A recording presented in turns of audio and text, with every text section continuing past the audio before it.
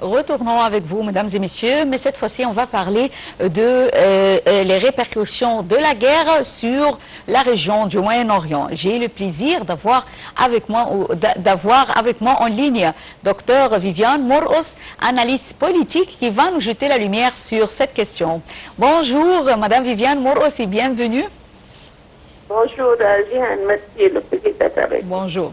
Alors, tout d'abord, selon vous, quels sont les pays qui seront le plus touchés par cette guerre? Ce sont les pays qui ont des importations pétrolières importantes de l'Iran et de tous les pays du Golfe. Parce qu'il y a ce qui a été affecté exactement et ciblé, c'est les produits pétroliers. Et ça a été annoncé par l'Iran. On va sécher les productions pétrolières dans ces pays à cause de leur accueil pour les bases américaines. Alors du coup, la fermeture du détroit de Hormuz, et qui sont les pays essentiellement qui bénéficient de cette source d'énergie, surtout la Chine et les autres pays de la région, vis-à-vis du mode de vie, de vivre dans une zone de guerre, c'est pas facile. Et les autres pays, ceux qui importent et exportent de la région. Alors c'est un effet complexe, ceux qui vont souffrir de cette guerre. Directement ceux qui vivent dans la région, un arrêt des travaux, un arrêt de décollage, un arrêt de paix. La vie, quand on vit dans une peur continue d'avoir des coups des drones, des armes qui vont vous affecter directement ou indirectement. Vous allez rester tout le temps à la maison en ayant peur, et surtout s'il n'y a pas de moyens de partir, de quitter la région. Alors ça c'est au niveau familial, c'est un désastre familial qui aurait des répercussions psychologiques sur tous ceux qui vivent dans la région et sur toutes les jeunes générations qui vont grandir avec cette peur et ce trauma. Ils vont survivre avec. Ça c'est un. Deux, les pays qui prennent le pétrole de là-bas, les productions de la Chine, si le détroit d'Hormuz est complètement fermé, alors qu'il y a des accords un peu pour faciliter, pour ouvrir ce détroit pour les navires chinois qui importent le pétrole de la région. Alors, d'un coup, le prix de coût des productions de la Chine, qui était connu pour un prix minime, maintenant ça va augmenter. Et l'exportation au monde entier, ça va augmenter, pas seulement la région, mais à tous les pays qui importent de la Chine. Alors, ça fait un autre effet. Maintenant, les gens qui sont dans la région, qui importent le pétrole, le gaz de Qatar, toute l'Europe, qui prennent le gaz de Qatar pour l'hiver, il va être le coût des productions de chaque jour pour les maisons en Europe, ça va augmenter. L'utilisation de gaz pour chauffer les maisons, pour circuler les voitures, le gaz. Alors, ça c'est pas seulement la région, c'est aller au-delà de la région. Oui, et même en Égypte et un peu dans le monde entier, nous, on prend du gaz d'Israël qu'ils ont arrêté, alors on voulait prendre le gaz de Qatar qu'ils ont arrêté. Maintenant, il faut qu'on trouve des autres moyens. Alors, le coût va suivre, ça va doubler aussi. C'est-à-dire, tout ce qui se passe aura un effet domino qui va dégringoler de tous les côtés jusqu'à ce que ça arrive à la maison de chacun dans le monde entier, je dirais même pas dans la région.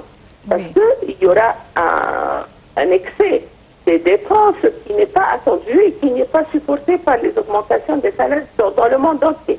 Au moins en Égypte, notre président, il tient à avoir des subventions, de l'aide, mais malgré ça, il y a une certaine aide qu'il peut faire, on ne peut pas dépasser à cause de nos budgets et tout. Alors, dans ce côté, ça va être ressenti dans chaque maison, dans les besoins de chaque famille.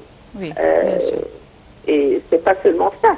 Et disons, pour si jamais la guerre s'arrête, pour reprendre et reconstruire tout ce qui a été démoli par cette guerre, vous imaginez un peu les coûts et les ressources qui ont diminué, comment ça va être fait?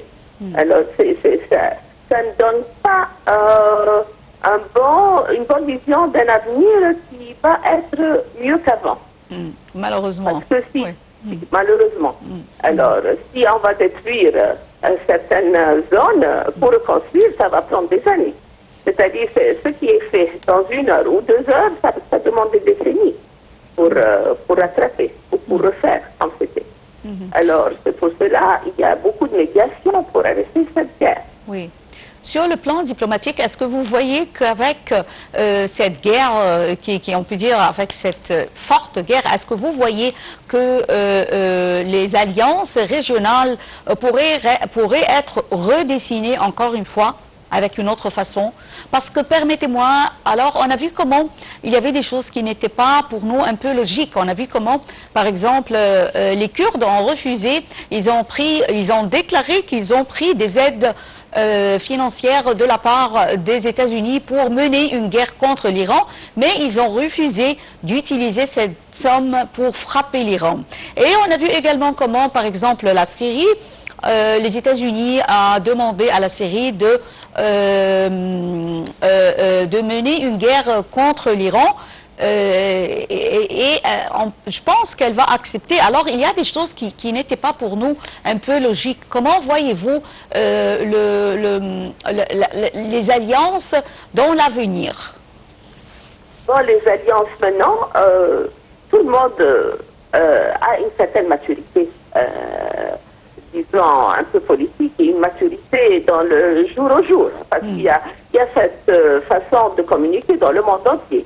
Il y a des gens qui n'ont pas été éduqués, qui ont compris quelque chose à travers les médias, le Facebook et tout ça. Il y a beaucoup de compréhension qui ont été ajoutées, une maturité à la compréhension de ce qui se passe vraiment dans le monde. Et quels sont les buts de ces guerres et quels sont les moyens qui agissent le plus et qui sont utilisés à arriver à leur but. Alors les gens, ils commencent à comprendre certaines choses, la maturité politique et pourquoi on le fait et pourquoi pas. Tous les gens comprennent qu'il y a un danger pour le monde islamique.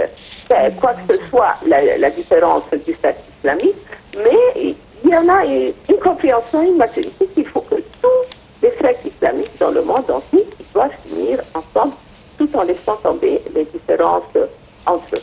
Alors, je comprends pourquoi les Kurdes, en ce moment, ils ont refusé de participer à la lutte contre l'Iran. Oui. Il y a la maturité. Et ils ont vu qu'est-ce qu'ils ont vécu avec la guerre d'Irak. C'est pas très loin, ça fait 20 ans. Et l'Irak n'a jamais repris. Il y a toujours cette inimité entre Kurdes et Irakiens et Kurdes et Turcs et tout ça à cause de la différence du sexe. Alors, finalement, quelqu'un a compris que ça doit s'arrêter. Et moi, je salue les Kurdes pour qu'ils comprennent ça. Parce que, quoi que ce soit, l'Iran contient un grand nombre du monde islamiste quand même. Oui. Et si l'islam, en tant qu'islam, perd une force de la diminution de son nombre, ça diminue la force de l'islam dans le monde entier. Et c'est pas normal. C'est pas normal. Il faut que les gens s'unissent contre le danger du futur, de ne pas exister et d'être exploité par quelqu'un d'autre qui est complètement d'une autre religion et d'une autre pensée. On ne veut pas arriver, on veut pas arriver à un monde uni qui est géré par une personne, une face, une religion et tout. Le monde n'est pas fait pour ça. Le monde n'est pas fait pour ça. Est-ce que vous voyez que les puissances internationales pourraient avoir un rôle à jouer, puisqu'on a vu comment jusqu'à aujourd'hui ces puissances n'ont rien fait? Alors, est-ce que ces puissances pourraient jouer un rôle pour contenir cette escalade militaire? Il y a l'observation de toutes ces puissances, parce que les puissances aussi, ils cherchent leur intérêt. Ils sont en train d'observer où ça va tomber, à gauche ou à droite. Et ils vont agir selon ça. Alors, certainement, ils veulent leur intérêt, ils veulent leur pétrole. Avec leur pétrole, ils veulent avoir leur production importante et avoir l'argent à cause de cette production et tout. Mais ils cherchent, ils attendent. Mais il y a aussi des essais, des tentatives au moins minimes pour être compris parmi les médiateurs de paix. Mais au fond, est-ce qu'ils le sont vraiment ou bien ils attendent voir la balance des choses va aller où pour supporter cette balance. Mais je pense que les gens sont fatigués d'avoir la guerre. Oui, le monde n'est pas fait pour la guerre. Oui, le monde est fait essentiellement pour que les gens interviennent ensemble. Et avec toutes les solutions, toutes les hypothèses il y a beaucoup de gens dans le monde, il faut que les gens diminuent. Il faut faire des guerres pour diminuer les gens. Parce qu'il y a un groupe de gens qui veulent bien vivre sur le dos des ressources. Vous imaginez, quand il y a des guerres comme ça, si les pays s'effacent, il y a des gens qui vivent. Ces gens, ils ont des comptes bancaires. Qui va prendre tout ça? C'est une préparation pour s'accaparer des ressources et des richesses de quelqu'un qui n'a pas travaillé, de quelqu'un qui a beaucoup travaillé. Les gens maturent et je pense que ce qui est en train d'être fait, c'est que l'Iran veut donner une leçon, petite leçon. On ne peut pas gérer le monde comme ça. Et je pense que c'est quand même contre l'Iran. Parce que l'Iran a eu beaucoup de moyens et pour faire cette guerre. Ils n'ont pas fait. Bien sûr. Mais cette fois-ci, ils l'ont fait plus fort pour dire que ça suffit. Les gens dans le monde veulent vivre normalement, quand même. Eh bien, je tiens à vous remercier infiniment. C'était un plaisir pour moi vraiment de vous avoir au bout du fil. J'avais vous, Madame Docteur Viviane Mouros, analyste politique. Je vous remercie infiniment pour ces éclaircissements sur la situation régionale. Merci d'avoir été avec nous en ligne. Mesdames et messieurs, nous arrivons à la fin de cette couverture spéciale de la guerre qui se passe dans la région. Merci pour votre fidélité à NTV International. Bonne journée et au revoir.